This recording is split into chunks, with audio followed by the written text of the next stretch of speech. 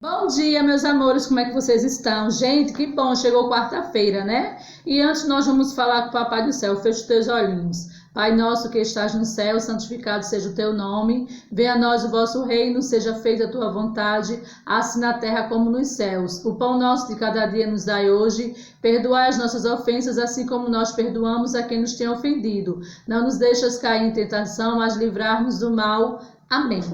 Bom, gente, quarta-feira chegou, nós temos aula de ciências, temos o livro de reforço, também temos o livro de ética, tá certo? O nosso assunto hoje de ciências é reprodução dos animais, tá? A reprodução dos animais. Iremos fazer nas páginas 57 até a página 59, tá certo? Então vamos lá, começar. Vamos ver como é que os animais se reproduzem. Vamos lá.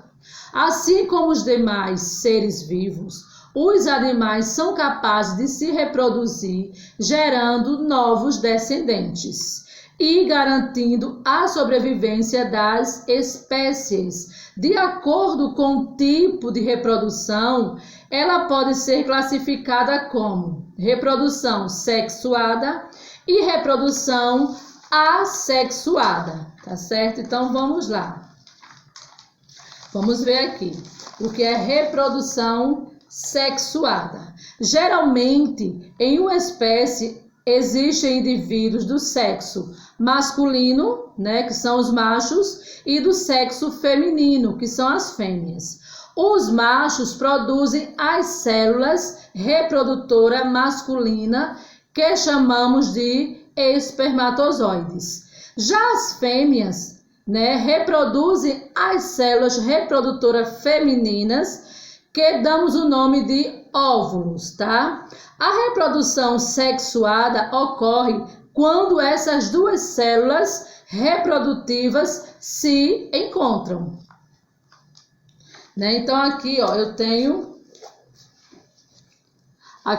o espermatozoide que se movimenta, e eu tenho aqui o óvulo, né, que é a célula reprodutora feminina e a célula reprodutora masculina. Então, o óvulo é maior, né, e o espermatozoide ele é menor, porém ele se encontra, ele se movimenta, tá certo? Então, o que acontece? A reprodução sexuada ocorre quando essas duas células reprodutivas se encontram, tá?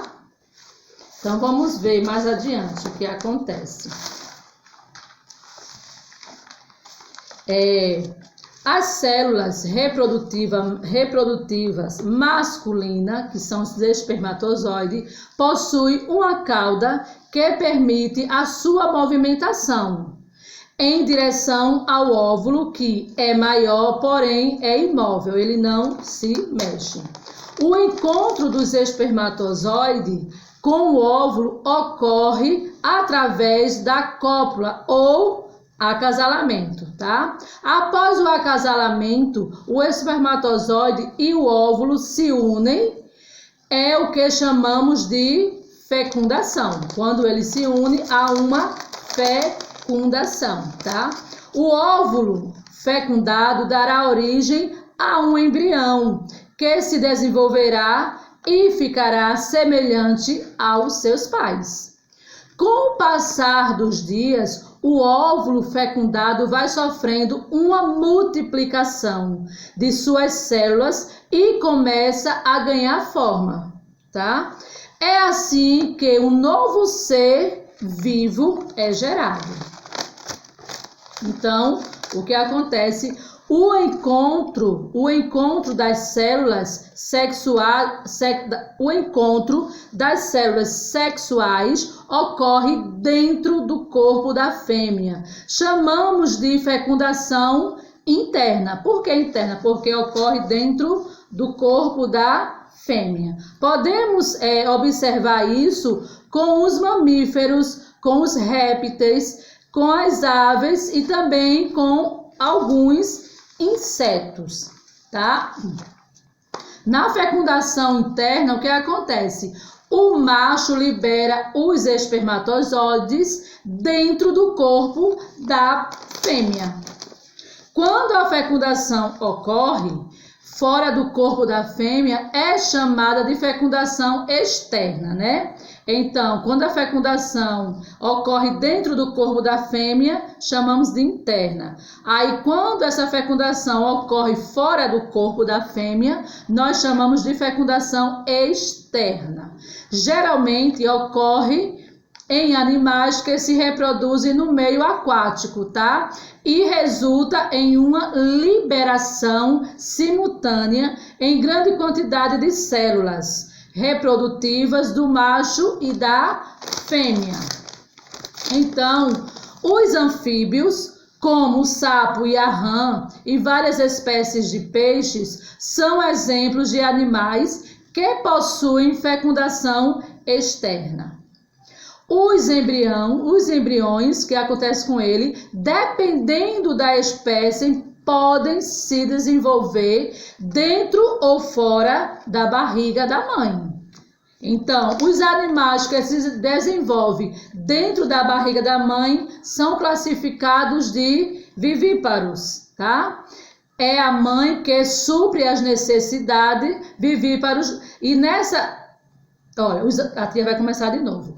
Os animais que se desenvolvem dentro da barriga da mãe são classificados como vivíparos, tá? Nas espécies vivíparas, é a mãe que supre as necessidades de desenvolvimento do filhote. Essa forma de desenvolvimento existe na maioria dos mamíferos, em alguns peixes, répteis e também insetos, tá? E o que acontece?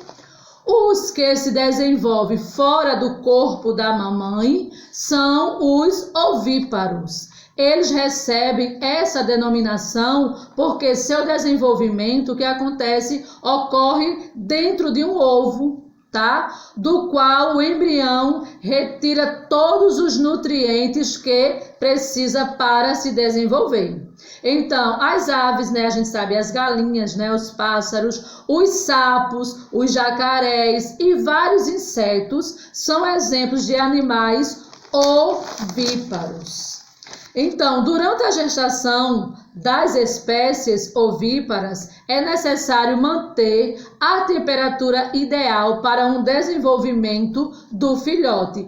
Por isso que alguns animais chegam a sentar sobre os ovos, mantendo-os aquecidos. No caso das galinhas, né? A gente sabe que elas sentam em cima dos ovos para aquecer, para manter a temperatura. Existe ainda animais que se desenvolvem em um ovo, dentro do corpo da mãe, até o seu nascimento, tá? São animais ovovíparos, algumas espécies de serpentes, tubarão e invertebrados são ovovíparos, tá? E aí, o que é que tem mais pra gente aqui? O período de desenvolvimento do embrião dentro ou fora da barriga da mãe varia de acordo com a espécie animal. Então, a gestação do gato dura aproximadamente 2 meses. Já a gestação do ser humano é de aproximadamente 9 meses. Então, depois que a galinha põe o ovo, os pitinhos, eles vão nascer em aproximadamente 22 dias, tá? Então, agora nós vamos falar da reprodução assexuada, tá? Falamos na reprodução sexuada, agora na reprodução assexuada. Então, vamos lá. Nessa reprodução assexuada, não ocorre junção das células reprodutivas, não ocorre. Os animais possuem a capacidade de dar origem a um novo ser, sem a participação do outro indivíduo, tá? Então, da mesma espécie, quer dizer, ele nessa reprodução assexuada, os animais eles possuem uma capacidade de dar origem a um novo ser, e sem a participação de outro indivíduo, sozinho. Então, da mesma espécie, não há acasalamento nem fecundação nesses casos, tá? No caso da reprodução assexuada. No caso